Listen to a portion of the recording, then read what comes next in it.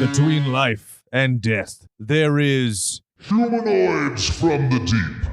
There is Slashers Podcast, a podcast about movies and more for those who love horror. My name is Jake, and with me for the first time ever is my friend, my pal, my confidant, Doug Waugh. Doug, say hello to the mutant goons from beyond. Hello, all you Slasher Pods listeners. I'm finally on their show. Last time I talked to them was during the, Dr. Sleep? Yep. We watched Dr. Sleep. It was the parking lot review.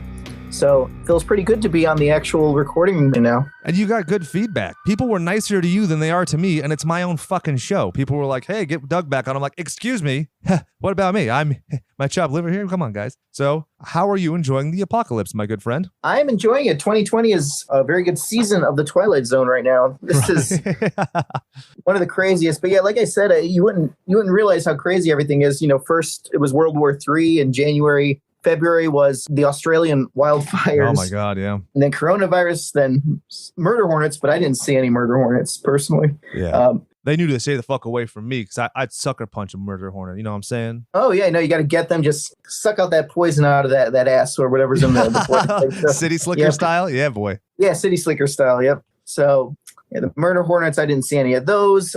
But now we're in the age of a civil movement, and it's been a boiling point.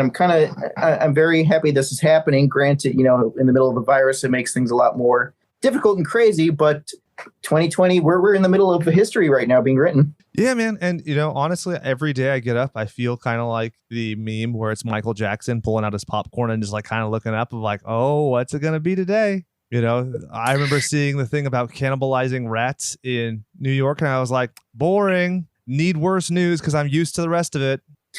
Cannibalizing rats. I did not hear about that one. Yeah. I did see, however, NASA did say that there's an asteroid heading towards Earth, but it's going to miss it by 700 million miles, I think. But there's that. Oh, we did have earthquakes too. So there we go. I was about to say I'm going to bust out my Aerosmith CD. I don't want to close my eyes. Little Armageddon reference for you there, for you, you millennials who don't know what it's at. So Doug, what have you been doing as far as you're an aspiring filmmaker? Tell our friends where they can find what you've done and where they can find what you're going to do. Yes. So right now, it came out during the coronavirus pandemic, like when that first started. But Don't Touch That Dial, a film I made about 7 years ago, showed up on Troma Now. So you can go on Troma Now, check out Don't Touch That. That was the first feature film I made, and it started back when I was in college. So that's on Troma Now. And then I teamed up with Rob Mulligan. And Rob Mulligan has his own show called Mulligan's Monsters on Troma Now. And I made an episode 3 called The Incel. So it's a great little monster movie. It's Troma, so very offensive, very terror firmer-esque. But we did have an awesome puppet named Baby Incel who runs around and kills incels. The Incel Baby puppet was made by Joe Castro, who is a director and basically monster effects guy. He does a bunch of low-budget movies with some really great gore effects. It's kind of like whoever the makeup artist was on Full Cheese movies with that very gooey eyeball type steady. Hell yeah, dude. It does effects like that. So I just actually watched a really great horror marathon that my friend Giallo Grind on Instagram and Twitch put out, and he's going to be doing those pretty frequently. So give him a follow and like, because I love juicy, gory, schlocky shit, and it was a great thing to put on the background while I was pretending to do my real job. So, Doug, this was your choice because we're supposed to be doing the Beacher Creature feature for this month, which is basically just horror movies, creature features, but specifically beach party style. And why did you choose this movie? Well, Humanoids from the Deep, I actually really love this movie more than Jaws, to be honest. I could see that for sure. It's the monster in the water movie where you actually get the gore and you get to see the monster. It all builds up to it at the end. Yeah, absolutely. With some great effects too. But I really enjoyed this one because I feel it's a great film and it's definitely got its cult audience, but I don't think a lot of people know about this one too much, or maybe they've heard of it, like the cover. Humanoids from the Deep, it seems like one of those sci-fi B movies from the 50s that a lot of people just like, they know it by the title, but they've never actually sat down and watched it. For sure. Or people know it in kind of a negative way of like, oh, that's the fish rape monster movie. And it's like, well, hold on. Alien is an alien rape monster movie as well. So I think that being that dismissive is a little frustrating because everybody knows. I mean, I'm the super. I have a really hard time watching anything with rape or stuff drives me crazy. And I don't, by no stretch of the means am I excusing it, but that's what this movie is about, that horror. You know, it's to be eaten is not the horror. To be raped is the horror and the consequences thereof. And so, you know, those parts make you uncomfortable, but it's effective. And what's funny is even with Roger Corman going in and re-editing and refilming to make it, you know, more of a titty flick and make it more exploitative, it still doesn't feel as exploitative as a lot of modern horror when it deals with topics such as rape. So you ready to get into some trivia for this one? I am. Yes. Fire away. So I don't know if the copy, I think the Shout Factory copy also has this where the title says Monster and then the subtitle is Humanoids from the Deep. Monster was actually its European title. Yeah, and that's interesting they left that in. But yeah, it does have Humanoids from the Deep in very small. It's like the fine print of the medicines, like right at the bottom. It's like, you know, here's all the fine print. Exactly, the disclaimer, yeah. Yeah, I couldn't even see it from the TV. I'm like, what does it say at the bottom? Oh, Humanoids from the Deep. Okay. Yeah, so. I was watching HG and it still was pixelated as fuck. And I was like, oh, okay. This was an afterthought. But which name do you like better? So there's Monster. It was filmed under the title Beneath the Darkness. And then there's Humanoids from the Deep. I like Humanoids from the Deep because that just it just sounds schlocky. And like I said, 1950s B-movie drive-in type Humanoids from the Deep. That's just... It stays in its lane really well. You know, that's what I mean. Like when it comes, you compare it to anything else where it's like, if you had named it Beneath the Darkness, it sounds like it's aspiring to be taken seriously. We know it's not. It is a schlocky, borderline B movie from the 50s. So to stay in its lane, it kind of ingratiates me a bit more. You know how people always want to throw temper tantrums and sue movie studios where they're like, that movie trailer doesn't match that movie, partner. Well, this definitely matches. Mm-hmm. It does. Yeah, this definitely feels like it's actually really gory for its time. Yeah, dude. You know, I was rewatching like, man, this has got head rips and everything like that in there. Which I don't know, like at the time that seemed like they censored. No, that was the 70s. So they really didn't, the MPA really didn't go crazy until the 80s. Correct, yeah. So that's why I think this was rated PG. I don't know. Yeah, this is. Yeah. This is before the, you know, I always reference Gremlins being like that and Temple of Doom being the most influential elements of the PG-13 rating system. So yeah. Did you know that there was actually a comic book released for this movie under the same name in 2010? I did not know that. That's interesting to find out. I wonder how much it is on eBay. It's pretty cheap. You can find it on lots of stuff, and you can find PDFs of it, and Comixology has it, so if you want to buy it for digital, it's cheap. Benjamin Hall did it. It's really great. It's fittingly released by Blue Water Productions, which I thought was funny because it's aquatic, you know what I'm saying? But basically, it is Graham, who it's implied is one of the humanoids that's born into captivity, and they escape, but he still has some more human characteristics than his counterparts. Super short, very well done. It's got the camp exploitation and stuff. The ending reminds me of Night of the Living Dead. I give that one a thumbs up. All right, cool. That's definitely on my to-do list now to see an official sequel for that there. Yeah. In doing your research, I was very pleasantly surprised that I was reminded of a show from before I was even born called Inhumanoids. Did you ever hear about that? I've heard of Inhumanoids. I'm trying to remember it off the top of my head if there was like any... I remember the title. I can't say I remember any visuals from it, though. So Marvel Comics produced it. So it was Marvel's production, and it was animated by Toei in 1986. And it's just worth looking up. There's some comics, it's a cartoon and everything, but that was fun. And I just also wanted to say that when I was watching this, I watched the movie on Tubi, and you can also find The Horror of Party Beach from 1964 on there. So I would recommend that as well. It's a good tandem. It's kind of like this movie is basically that movie on steroids. Yeah, the Horror Party Beach. I remember that movie being kind of boring. I remember watching it. So yeah, I mean, it's basically the same kind of thing where it's like almost pseudo slashery in that capacity of like, oh, we're going after the teeny boppers and everything, but the pacing in that movie is kind of bad. The costuming is fun, the creature having that weird kind of like beak thing, but I think obviously just everything in this movie is a little bit better. Now, speaking of this movie and things being better or perceived as worse, did you ever get a chance to check out anything from the 1996 remake that Roger Corman also produced? I did not. When you told me about that, I was going to go on YouTube and just check out a few links, but I didn't see anything. So it's kind of, I don't even know what it kind of looks like from here. So I wonder what the monsters look like in that. It's the exact same monsters. So much so they reused all of the footage at the carnival with the humanoids. It's fucking hilarious. Oh my God, it's so funny. Like, you barely get full-bodied humanoids like a couple times in the movie. The only times you really get like full creature effects are from 16 years before. Wow, so I wonder how they mix that footage of people's attire from 1996 to 1978, 79. Yeah, it's kind of a weird one, but it works out, kind of, not too upset by it. It stars Robert Carradine, who was in Orca, which was our first feature movie. And I mean, really, I enjoyed it. The ending is pretty fun. It rips off the whole alien chest burster a couple times in the movie. But well, this one did too at the very end. So exactly. But this one does it a couple more times. And I think the one thing, it's kind of fun to watch this because the issues that it addresses are kind of all still relevant. Like you're talking about GMOs, you're talking about pollution, you're talking about protests. So in that capacity, it's interesting. One guy is basically, wants to be a whistleblower and say, hey, we're doing these bad things. And the guy's like, you don't want to put these people out of work, do you? And I was like, wow, this is all like headlines that I've seen lately. This shows me that I'm living in a horror movie. Yeah, or just time repeating itself over and over again. So. Exactly. Mick Garris actually called the film a Monsters and Memories festival in the best New World tradition, and I think that's the best way to describe it. But now that I've talked about every movie but this one, shall we get into the statistics for this week? Well, let's get into statistics. So I tried so hard and got so far, but in the end, it doesn't even matter because I couldn't find the budget of this film. I could just find that it grossed $2.5 million, which honestly, I'm not mad at. No, I mean, $2.5 million at the time. Honestly, I got to think this has got to be probably half less than $1 million, 500,000, considering it's a Roger Corman thing, if not less. So that dude's notoriously cheap.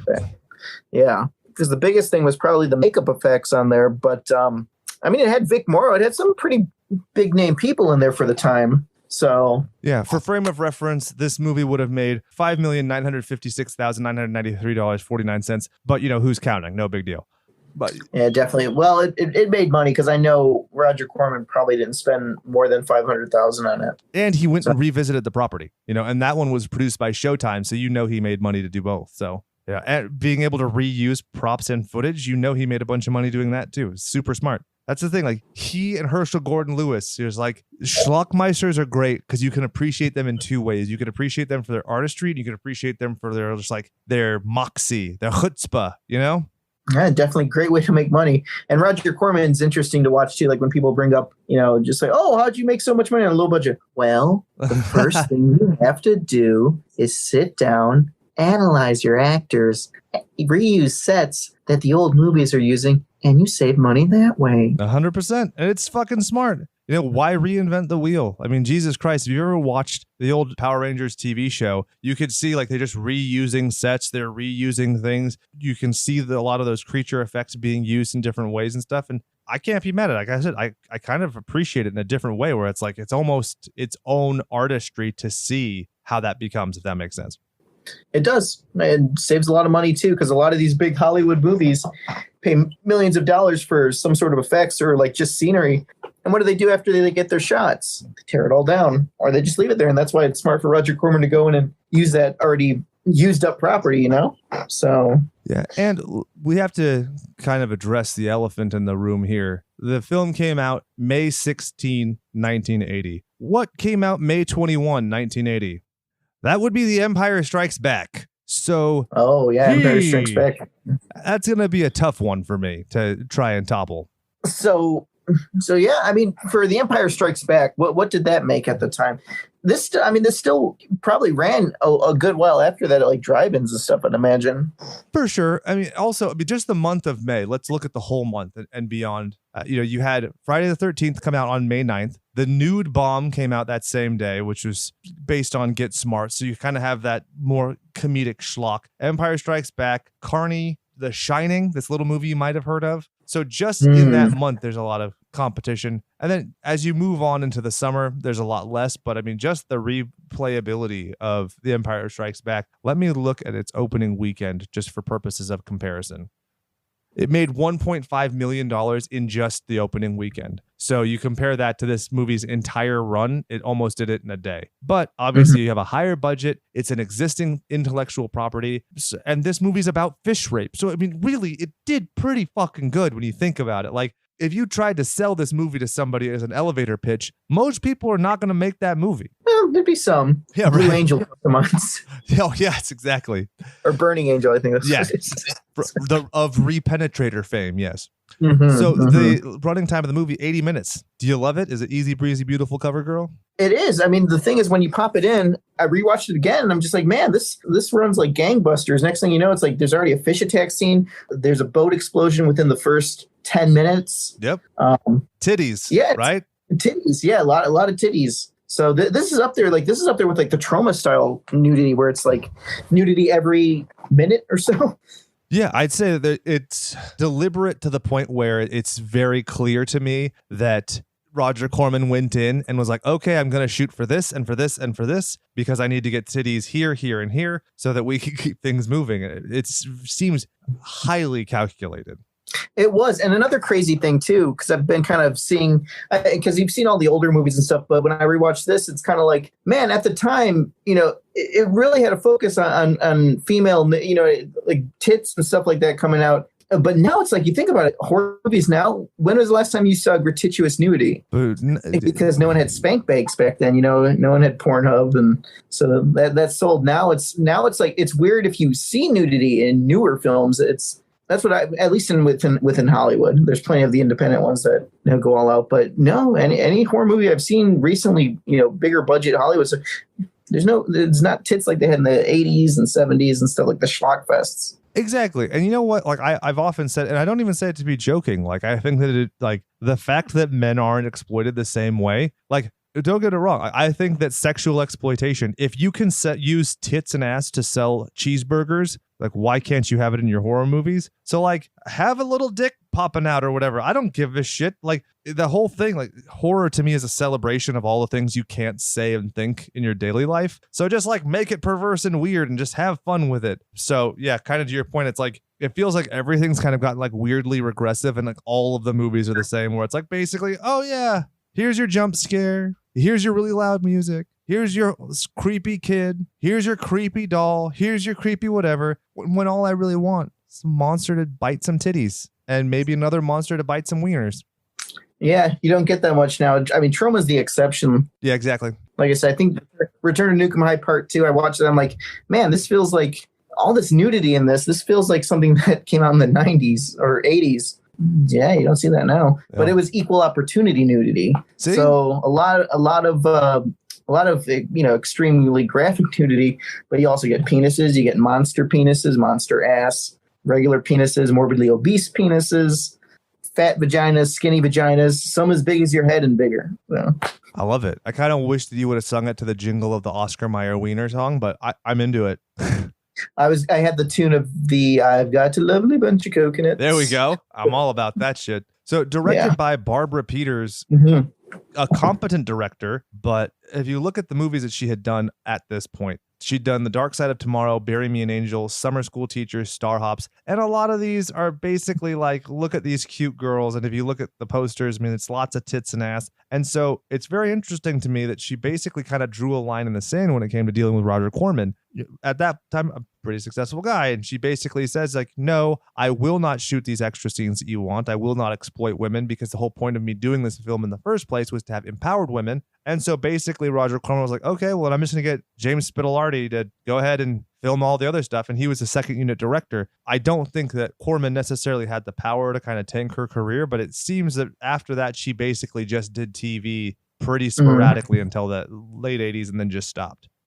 Yeah, well, I know TV does pay well. So maybe that was just a little bit of the, I don't know. It would have been cool if she would have done something else besides this here. But I mean, that's really what you remember. Because the thing is, if this didn't have the gore or the nudity, I don't think it would be as remembered as much as it is now. It would just be another thing like, oh, another Roger Corman film that has David Carradine or someone in it like that. It just kind of ends up in the back burner. Yeah, it'd completely be a statistic, and you just be like lost by comparison. So you're totally right. When it comes to the writing of the film, that gets a little bit more interesting because you had William Martin did the screenplay, Frank Arnold did the story, along with Martin B. Cohen. Cohen was co-producer with Corman. So each of these guys kind of has multiple duties in this movie. Frank Arnold, who also worked on the story, he plays a cameo appearance as the old man in the movie. So the one thing I found as far as William Martin goes, the only other thing I found that he did of note was this and American Experience from 1992. So not a very prolific writer.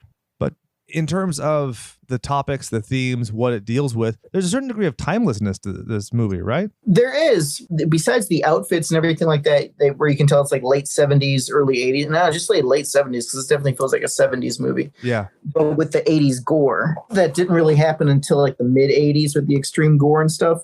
But it's timeless. You could pop it in any time, no matter what age you are, you'll be entertained by it. Any kid would sure watch it and just kind of sit there because it moves so fast. So one frame, you got the monsters on there, you get the boat explosions, the gore, the nudity.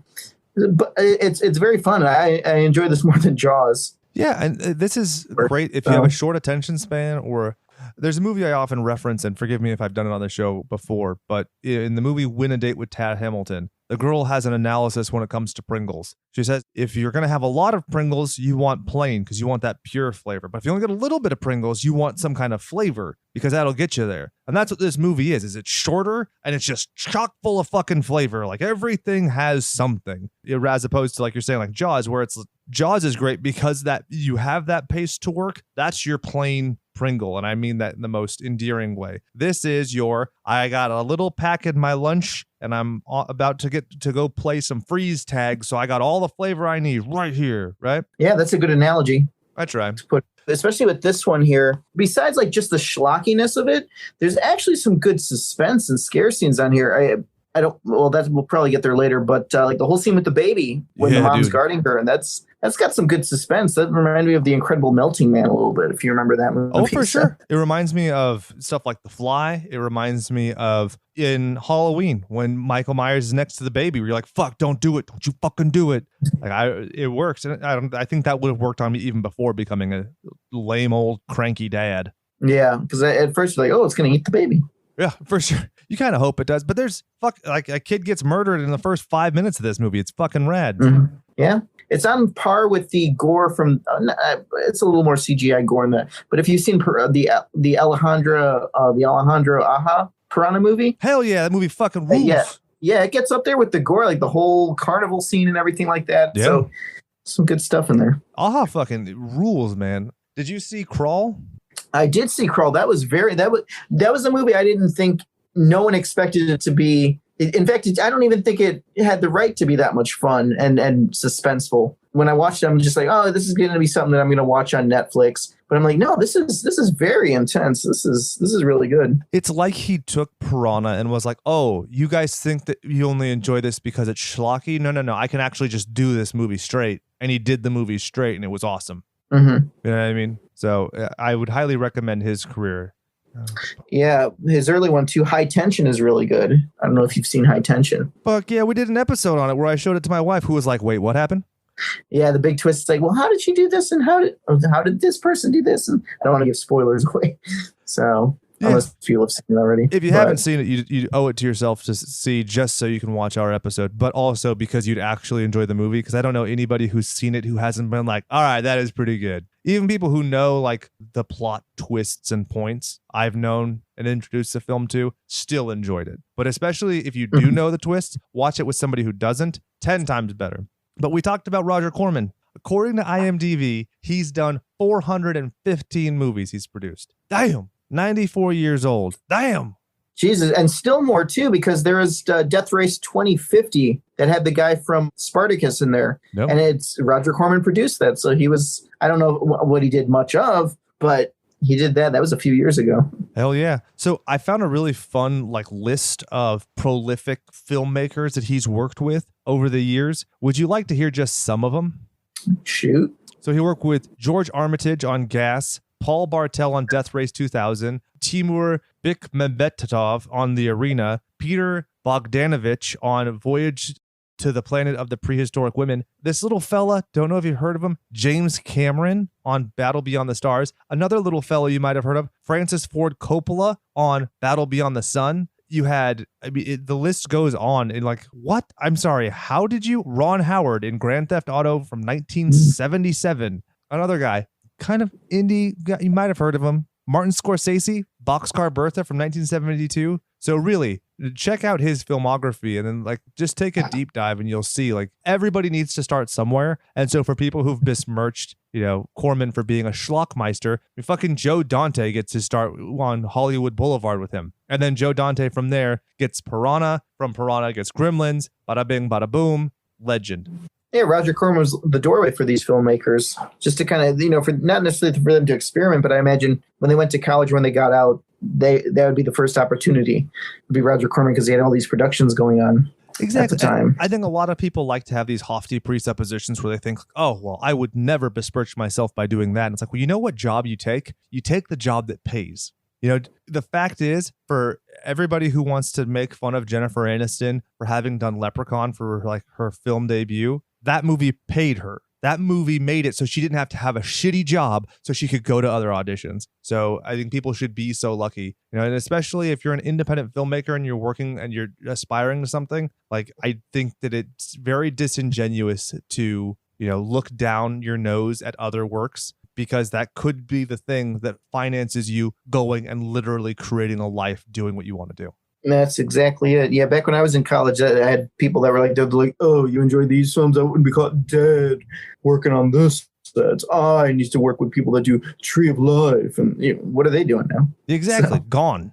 So shall we get to another kind of no-name fella? Didn't really make a huge dent in the industry. A guy who did the music, James Horner. Have you heard that name? Am I pronouncing that right? James Horner? Oh, fuck. I'm looking at his IMDb now. Oh, he did Apollo 13 and Braveheart and basically every Star Trek movie. And what? The Mask of Zorro?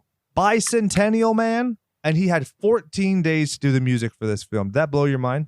Wow. Well, J.J. Abrams did the music for Night Beast. And they actually like that music. So, yeah, everyone's got to start somewhere. And Roger Corman was definitely the gateway drug for these filmmakers.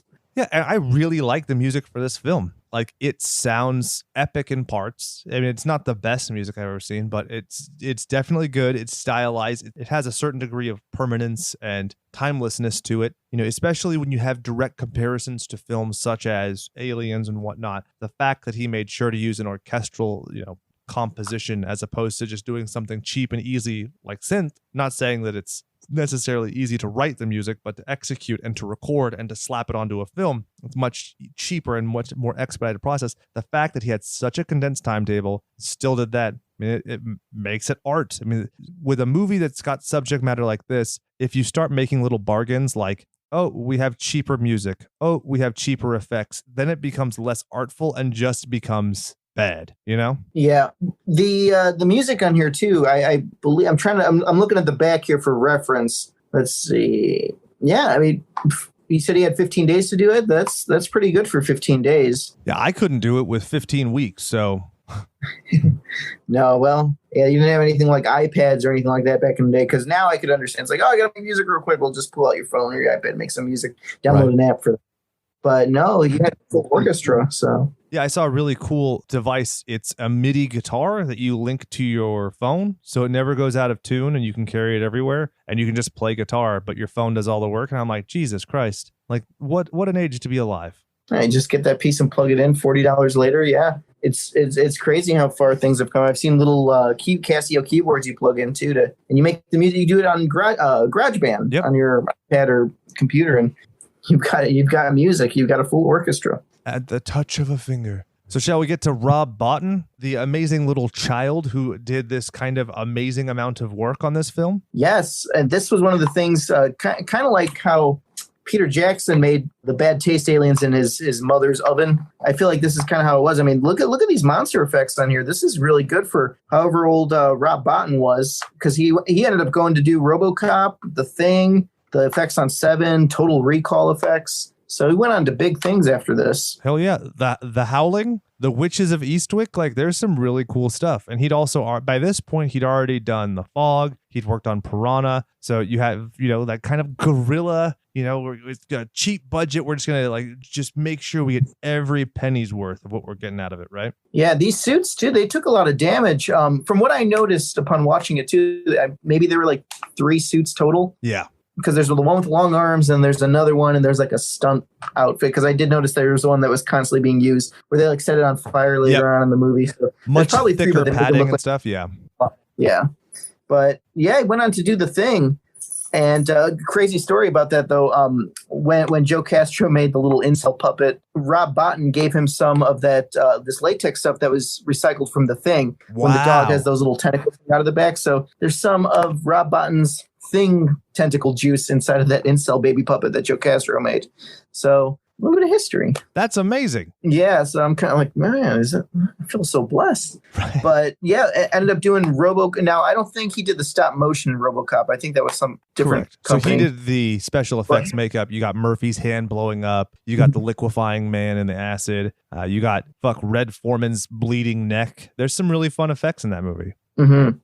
Which is another great, people think it's like, oh, this action thing. No, it's a great drive-in horror. It's very good. It's gorier than some horror movies. It is, dude. That movie is a fucking horror movie. Like, it blows my mind that, I had to explain to, because when we recently did The Crow, I compared it to The Wraith and I compared it to RoboCop. I'm like, how can you tell me that a fucking revenge zombie isn't a horror movie? And then especially when you take the ultra violence that Paul Verhoeven's doing. I mean, geez, but I think that if you take out the cheeky vignettes, you might get there a little bit more. But when you got, I'll buy that for $1 and 3 commercials, it gets a little bit muckier, I guess.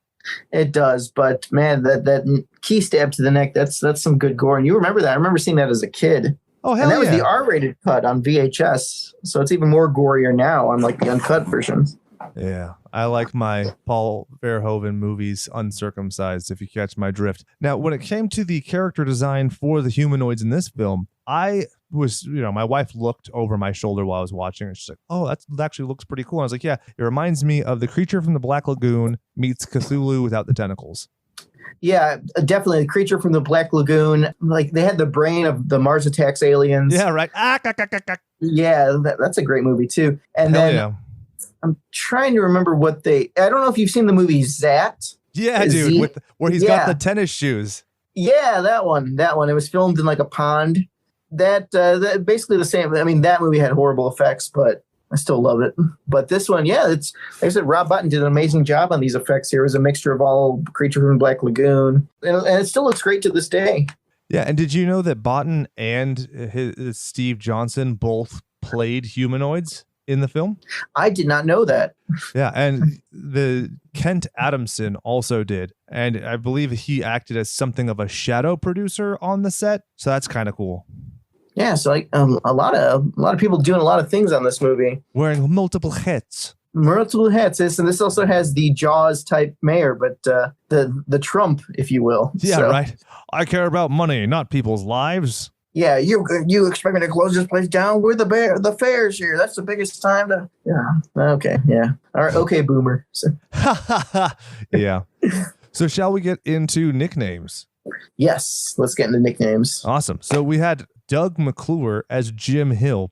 Now, I mean, he was the basis for Troy McClure. How crazy is that? It was him and equal parts Troy Donahue for Phil Hartman's iconic Simpsons character. You might remember me from such films as Humanoids from the Deep.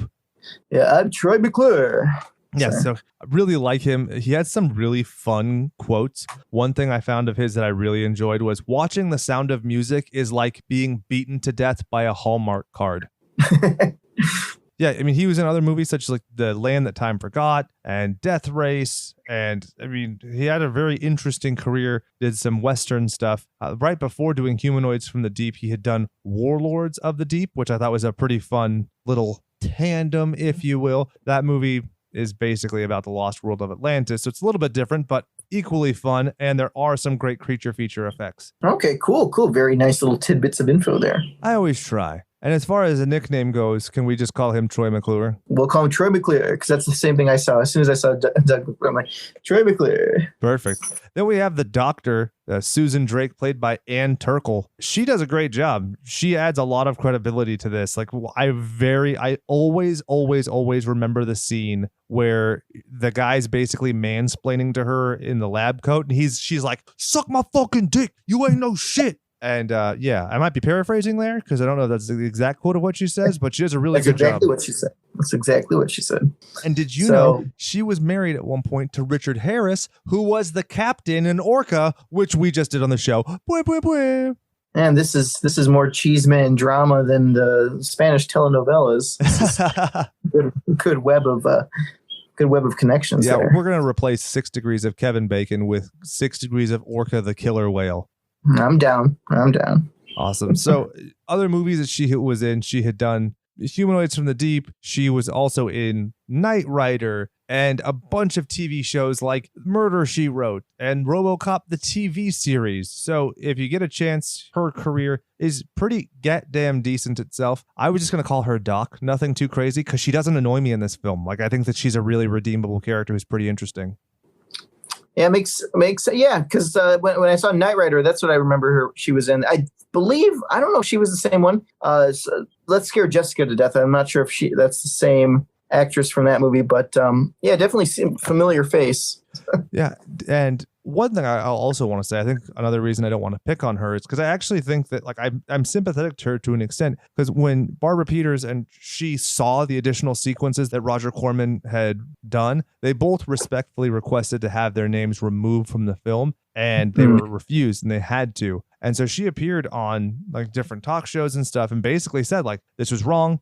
I really appreciate that she had the strength of character to take a stance and take an opinion and say, look, this isn't the art that I wanted to create. It isn't a reflection, but without doing it in a way where it was trying to further her career at the disadvantage of somebody else. You know, it wasn't like Roger Corman is Satan and I feel victimized. It was, this is a condemnation, but I'm moving on. And she had a very successful career after it. Yeah. So just goes to show you, I mean, like I said, was Roger Corman right in doing it? Morally, no, but I think it definitely pays off in the movie because I don't think it would have been remembered if not for the interference. Exactly. I mean, that's how you get those extremes, and people remember extremes. I mean, sex sells for a reason, right? You had Vic Morrow as Hank Slaterly. So this guy, his weird life when he was yes. Well, I was going to say with Vic Morrow, he Twilight Zone the movie was his last movie. He got killed by John Landis in that one. So, okay, here's even weirder. So when he filmed the film Dirty Mary, Crazy Larry in 1974, they were filming it in 73, and he insisted on having a $1 million life insurance policy before he would do anything in a helicopter. He said, I have always had a premonition I was going to die in a helicopter crash. And just like you said, on the set of Twilight Zone, the movie in 1983, he told a production assistant, quote, I must be out of my mind to be doing this. I should have asked for a stunt double. What can they do but kill me, right? And he got killed by a helicopter blade. What? Wow. That's scary. So I knew about all that, but I didn't know his premonition of the life insurance and everything. That's really scary. Dark, right? Yeah. You know, sometimes you get a third eye for things like that. That's creepy. That makes the story even creepier. Yeah, exactly. Because you see it as like kind of like a set accident, which is tragic. But you know, when you gotta want to go for $1 million life insurance claim before you go on a helicopter, that's scary stuff. Yep. So I don't want to like make a joke about him and call him like the whirly bird or anything. So did you have anything for him as far as the movie goes?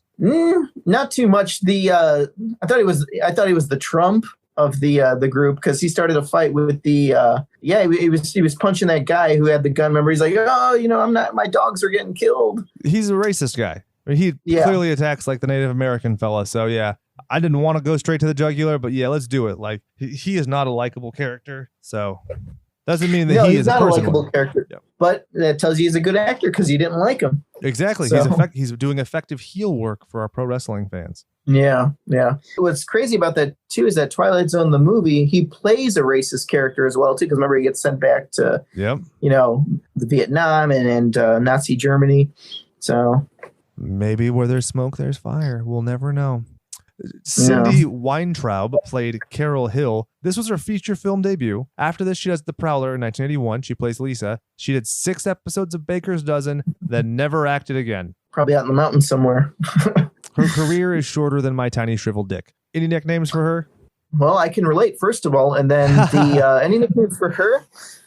Can't think of any smart ones off the top of my head. What's some of your nicknames? I didn't really have one for her because I feel bad. She just basically gets victimized and covered in slime. Well, I mean, what a way to go. That's usually when you get killed in a movie, it's like you kind of immortalize your death, you know? So who knows? Maybe her kids one day will watch. It's like, hey, Mommy, I was watching this movie. You got killed and you got slimed. And I saw your boobs. Yeah. So. You were like John Hurt in Alien. Oh, maybe that's what we could do. We call her Kane. Kane, okay. There we go. If I remember, I probably forget. We had Anthony Pena as Johnny Eagle. He was Valdez in The Running Man, and he was also in The Marathon Man. So very cardiovascular theme through his cinematic filmography, wouldn't you say?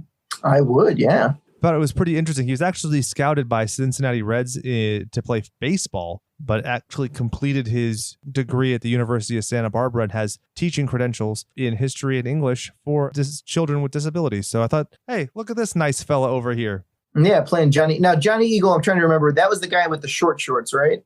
Yeah, real nice jaw. He is one of the 2 guys to be wearing a vest at the beginning of the movie. Oh, okay. Yeah, okay, yes, because I was going to say, man, those short shorts are shorter than Daisy Duke's. Yeah, buddy, I could see some under butt cleft, you know? Yeah, I saw male camel toe. So. A moose knuckle. We had Denise Galick. She played Linda Beale. We had Lynn Thiel, / Schiller, because I saw both names, as Peggy Larson. Now, this was interesting. She played Beth in Without Warning. According to IMDb, she's number 13 in the greatest monster human sex scenes of all time, and she was the July 1975 Playboy Playmate of the Month. Huh. Now that monster sex scene, was that for Humanoids from the Deep? Yep. That was, okay. I was going to say, what else did she get raped in? Oh, God, right. Or consensual, you know? Yeah. The Shape of Water. I mean, this is before its time. Yeah. Well, Shape of Water was a little tamer compared to this, but yeah, more romantic. Sensual, right? Mm-hmm. A couple of other ones I just wanted to touch on. You had Don Maxwell as Dickie Moore. You might remember he was the coach in Nightmare on Elm Street, the Dream Child. That's number 5 in the series. Then you had Greg Travis as Mike Michaels, the radio announcer. He was in Starship Troopers, and he played Andy Warhol in The Watchmen. So I thought that was pretty great. Okay. A couple other people's film debuts, but one theme that you'll see with a lot of these actors, their careers don't go anywhere. So I don't know if this movie was cursed in that capacity, but they all, made it out with their lives. So that's pretty cool. Yeah, well, I was going to say, a lot of them probably act in other either Roger Corman things or low-budget horror, because a lot of them seem so familiar. Like when I'm like, I know I've seen him in this movie, but what other schlocky movie did I see? Well, one of them's in, I don't know if you've ever seen I think Roger Corman produced it, Screwballs and Screwballs 2. They were like 80s sex comedies, right when Porky's came out. All these sex comedies, Revenge of the Nerds type movies came out. Is there pies in that one? Is there pies in Screwballs? Yeah. For some reason, I'm thinking there's like a scene where somebody gets a cream pie. I might have it confused with one of the other grab-ass kind of comedies of the time, but... Yeah, I'm sure... I don't remember someone sitting on a pie, but I'm sure there were a lot of cream pies. Zing! There we go. You might remember... I'm looking at it now. There's definitely... I know there's a redhead in this who's topless, so yes, I've seen this movie. Yeah, she's like the Statue of Liberty, and she's like this Christian conservative girl that's like, no one will ever see my boobs. And the whole movie is that's the plot of the movie. They got to try to get this girl to expose her tits. I'm all about it. Probably doesn't age very well, but No, it doesn't, because the way they do it at the end, spoiler, I think you can watch them on Tubi, but yeah, she's in like this crowd for like the feed the starving children of America. Okay. At the end of it, and she's in this Statue of Liberty thing, and they pull her dress and she's completely nude in front of Feed the Children. So I don't think that. And that's the ending of the movie. They accomplished what they wanted. So. Oh, it's going out with a bang. It is. And I remember one of the main characters, his name was Jerkovsky. So. Really subtle. Yeah. So shall we get into the slay-by-play for the film? Yes, let's do that. So like I said, basically starts off with child murder, which I'm all about. in the remake, the child who's going to get murdered by the humanoid, his mom jumps in. She's the one who gets taken. And then she's the one who first comes back in this kind of diluted zombie type state before the humanoid rips out of her. And she's kind of the herald of the horrors to come for everybody. So like, while I'm excited that this movie has a child death, you then go to 1 dog death to 7 dog deaths, and then there's having a fucking party, and Short Shorts brings a dead dog into it. And then another guy gets racist and fights him. How do I like this movie if all this terrible shit happens in the first 10 minutes? It's a palate cleanser because the first 10 minutes you got all this stuff going on. Basically, any other movie they sort of would have still been introducing these characters. But yeah, right. Like you said, seven dead dogs. Is that what it was? Because there is a high dog body count on this. Yeah, so he says 7. I only counted a couple on screen, and then you have the one where he carries his husky in. But I think it's just an allusion to, they're doing their incremental steps in their invasion, right? They're starting off with the dogs because the dogs are going to be alarmed. They're working their way to the people. Yeah, which I got to say, too, either the dogs were good actors or Rob Bottin did some good dog effects. Seriously. I kept trying to look. I'm like, is the dog just plain dead or is that an actual stuffed animal? Or they give that dog some like knockout gas or something. Yeah, something, because I rewatched Pet Sematary 2, and I remember when they're dragging around the dead Zowie. I'm like, man, that's such a fake stuffed dog there. You can see like its legs, stuffings come out. So. Yeah, but I will say, I think I've often said that 2 things led to furryism. One being Pet Sematary 2 in the scene where the dad has the dream with the lady who has sweet boobs, but then the dog's head, and then Babs Bunny. Yeah, Babs Bunny had bunny boobs. Yeah, that was a first for me. That's why this, anime hentai fetish of I've even seen Judy Hopps now. Everyone's got kids nowadays, their whack-off material is Judy Hopps. I don't know what that is. From Zootopia, the new Disney movie. Oh shit, I saw that movie. I did. That's yeah. Oh, it's so dark now. Pornhub, and I see it's like this game will make you come in 30 seconds, and it has Judy Hopps. I'm like, I'll be the judge of that. I bet you it won't. Yeah, but no. So yeah, kids nowadays, if they've got, we had Babs Bunny. They have the cop bunny, which I don't think is going to set well now. Cop main cop characters. Oh but. man. Yeah. Well, it's Rule 34, right? Like the internet has porn of it, or you have to create it. You saw that thing about like the My Little Pony that they created for like the child with disabilities, and then the producers had to be like, "Hey, please don't create porn of this," and then their fans still created porn of it, and it's like, oh god, just everything needs to just be burned down and start over again. We need to start at the zygote coming out of the fucking primordial ooze and just end humanity. Yeah, well, I mean, now it's seeking into just pop culture now. What was it? Bob's Burgers. They had Tina saying, "Oh, this is my erotic friend fan fiction." Oh God. So how about that, like, just hilariously bad fight scene in the parking lot, which ends in a couple not getting laid in the back of a station wagon? I mean, that is some gripping stuff. Oh, that is, yeah. The constant use of that. It's the same sound effect. They like kind of copied and pasted over to the it's the same sound effect just reused over. In fact, you hear it where they loop it, so it's the same sound effect overlapping. So it's like yep. It reminds me a lot of. Have you ever seen Billy Jack, the like cowboy kung fu guy? Yep. That's exactly what it was. Everyone started in on the fight too. It just started with the 2, and then it was almost comical. And then the guy and the girl that were trying to get laid ended up having to wax the carrot because he's like, hey, we're trying to screw in here, and he gets punched in the face. And there's some continuity with this character continuing trying to get laid. So I mean, that's actually an odd bit of character development as you go through the movie. It is, but there's a creepy part. I don't know if we've gotten to that part yet, but I think actually it's kind of nightmarish. The scene with the guy with the dummy, the ventriloquist dummy. Yeah, that's awful. On the beach in the tent. Yeah, and the crazy thing is that guy, I met him last year when they had the Friday the 13th Part 2 reunion at the New Art Theater. Okay. He's the guy from Friday the 13th Part 2, the tall, skinny ginger guy that goes out for a beer. Oh, right on. And takes the waitress out. I hadn't even. Yeah, he doesn't get killed in the movie, but he gets killed in this. But it kind of goes into supernatural territory because that dummy's eyes start moving by itself when it sees the monster coming through. I love little silly details like that, though. Like people get so butthurt, but I mean, I think it's fun. If you can make the logical like acrobatics to understand fish mutants, like the idea that somebody could have telekinesis or a sentient ventriloquy dummy, who can be mad at it? That's what I was going to say. It's like people are watching this like, hey, I'm watching this fish rape monster movie and this dummy's eyes moving. This completely ruins the reality. Yeah, right. So slightly before that is when you had the first like really cool gore effect where the same nerd from the station wagon's trying to get his dick wet and the monster just rips his face and his eye is like dangling and his head's a little concave and he's like flopping in the waves and reaching out for her as the monster drags her away to do the dirty business. But, you know, I'm a big fan of the gore effects, that part. Yeah, that was really a gore. And I felt like that was Roger Corman's reshoots because I don't remember. Was that a Roger Corman reshoot scene?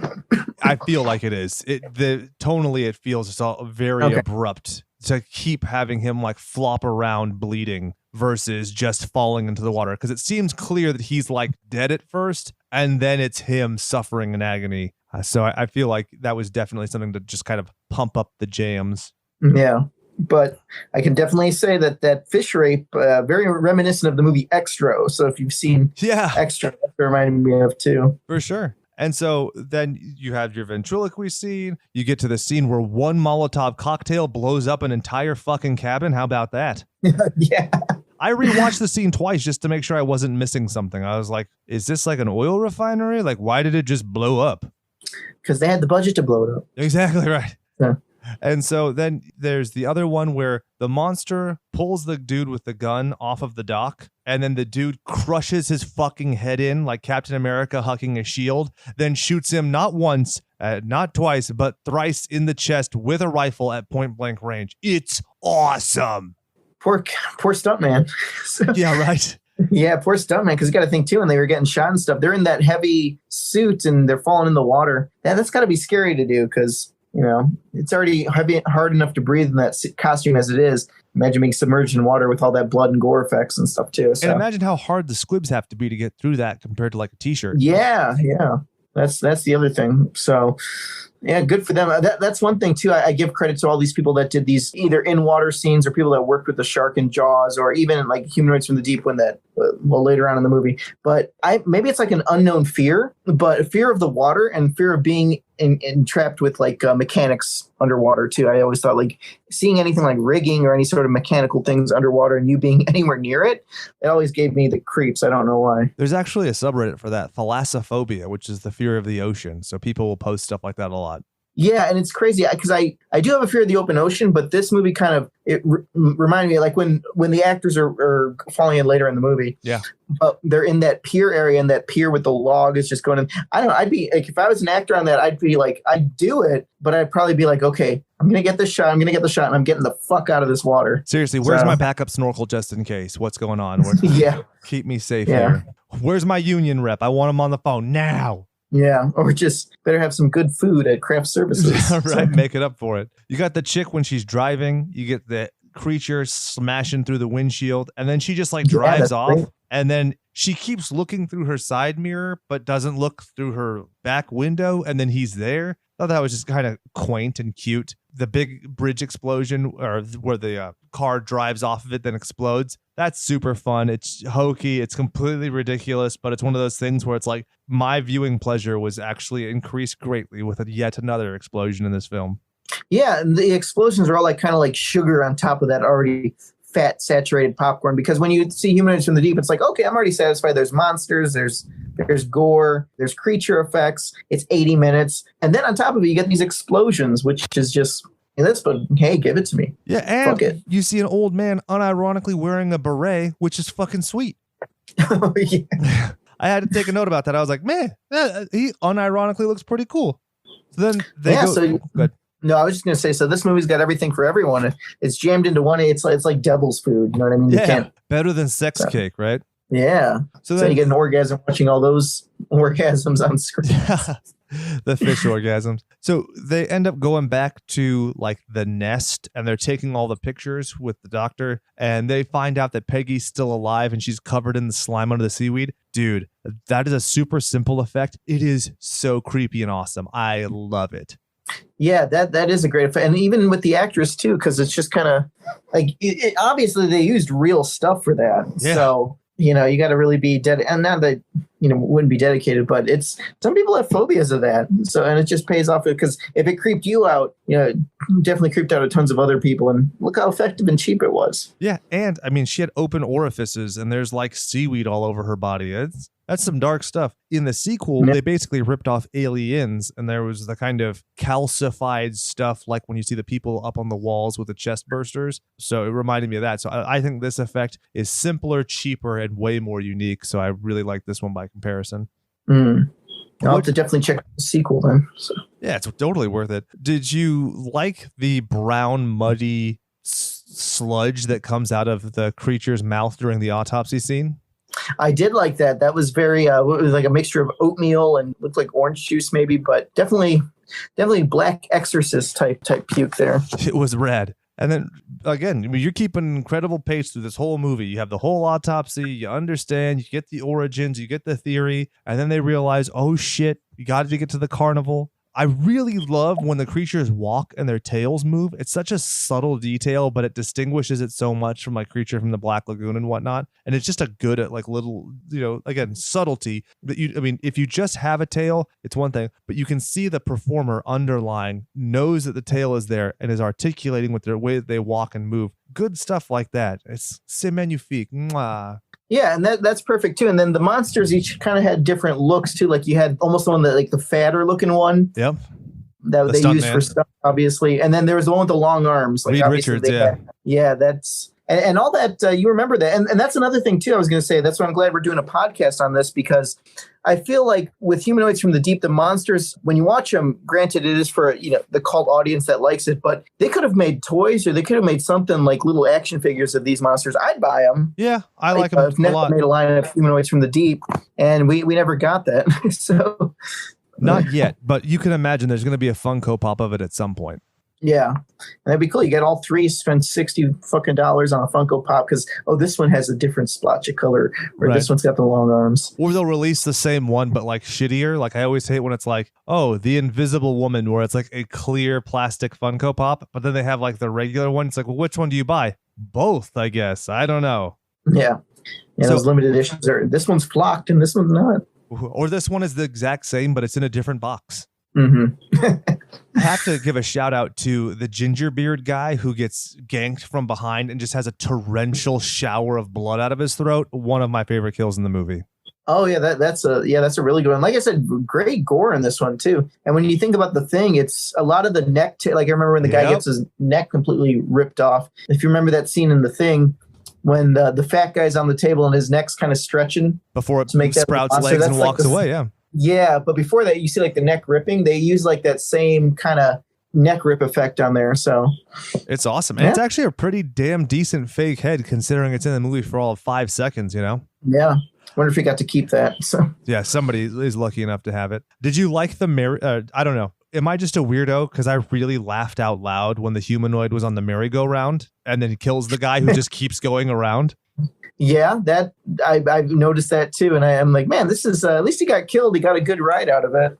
It very much reminded me. I mean, Ghoulies 2 came out later, but the whole carnival setting, like where there's a fish ghoulie too that's kind of similar to one of the humanoids, and yeah, that whole ending reminded me of Ghoulies 2, and I love Ghoulies 2. It's a childhood favorite of mine, so that kind of brings back the nostalgic of this. So it's like I said, it's a great man in a monster costume movie, and you don't really get movies like this at all now. Oh, you're entirely right.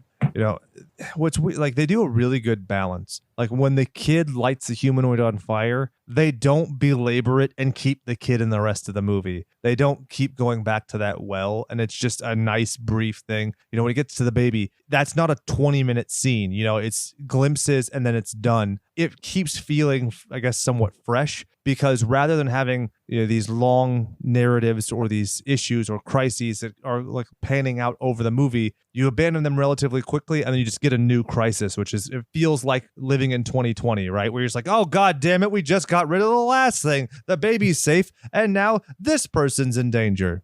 Yeah, it comes and goes really quick. That's why I said like the runtime on this is very it's quick, 80 minutes. I'm like, man, this movie's over already. And that's the thing too. Like I said, hopefully this episode gets to more people wanting to see this movie or that didn't think, because the thing is, I remember when I was younger, and I seen this movie, or before I seen like the tape and stuff, and I kind of classified it as like those 70s monster movies where it's so much talking and then the real stuff doesn't happen until like the end, and then it just doesn't pay off as well because it's like, oh, there's so much padding in this. And that's what I thought this was going to be. I watched it like, man, no, this is, and I know a lot of kids my age at the time, they had that same mentality too when this kind of comes around. It's like, oh, it's going to be one of those padded out, boring 70s movies. But no, it's like gangbusters. It's fucking brisk, and I don't know if I'm just getting more patient. I highly doubt it because I feel like I have less free time, so I'm more demanding of my media. But yeah, I completely agree. They then light the entire bay on fire with the fuel, which is a fun effect. And then the Native American dude saves Mr. Racist. That was a pretty cool little moment. You got the mom defending her kid in the cabin, and you got multiple humanoids, which reminds me of the diner scene with John Goodman and Chud. And basically, they save Peggy. They kill the humanoids. She's in the hospital. I really love the effect of her like infected facial wounds healing. And then the fetus rips right through her fucking stomach. Yeah, that's very much alien type scene with the chest burster. But her eyes changed too. That was another good effect too. Yeah. Like the contacts kind of turn like light blue. Like, man, that's some good stuff. That's what a banger to end the movie. So nothing. It doesn't feel anything like one of those boring 70s low-rent monster movies. So this and that's what I think a lot of people classify it in. And when you watch it, it's such a shock. It's like, oh man, this thing's quick, violent, gory, funny. So is it a classic, a trashic, or a tragic? Classic, of course, being a good movie, trashic being a good bad movie, and a tragic being a bad movie. I'm going to go against my gut and probably say trashic because it is on that. It is a classic film, and there's other films that do it with higher class where this one's just down and dirty. Yeah. It's straight to the point. So a lot of people you get like the Leonard Maltins or these hipster film critics that'll probably say, oh, it's just garbage. And granted, you do get that exploitive nudity, which I don't have a problem with at all. But a lot of people would see that as, trash. So maybe trash, Call it exploitative, but a woman got paid for it and she was able to pay her rent because she did it. So, I mean... Yeah, and she's in a scene that'll last the rest of it. Once you're old and wrinkled up and you die, you have something on screen that fulfills your legacy, I guess. If you Seriously. These women wish they could jiggle like that these days, if you know what I'm saying. But yeah, I think I have to agree with you where it is, I guess, a classic trashic, if that makes sense, where it is like a top tier trashic. But you just, like you said, with the subject matter, with the delivery, you can't argue. Like, it's definitely some schlock. And a lot of the tits are real. So, Yeah, and it definitely is of its time, like everything. I don't know. It's a nice time capsule movie. It's simple. It's fun. It relatively harmless despite like pretty severe subject matter. And I'm kind of sad that there's not a franchise, but at the same point, I'm kind of glad because it just makes it like when you're done with it, it's just like two ships passing in the night. And you just go about your merry way. Yeah, I mean, this would be a great movie to kind of introduce, kids to. I think if they want to go to the beach or something and they're like, oh, I want to watch Jaws. I'm like, let's watch Humanoids from the Deep first. Yeah. I'm going to fuck your life up, son. Yeah, they'll be terrified to go anywhere near a fair. But you still get the same things. You get the threat of monsters coming out of the water, and you get a racist, bigot, Trump-like mayor that wants to open up the place because money. Yeah. It's a shame he doesn't get a gruesome death, but we can't all be winners. Now, Doug, where can the Slashers audience, the Mutant Goons from Beyond, where can they find and support the work that you do?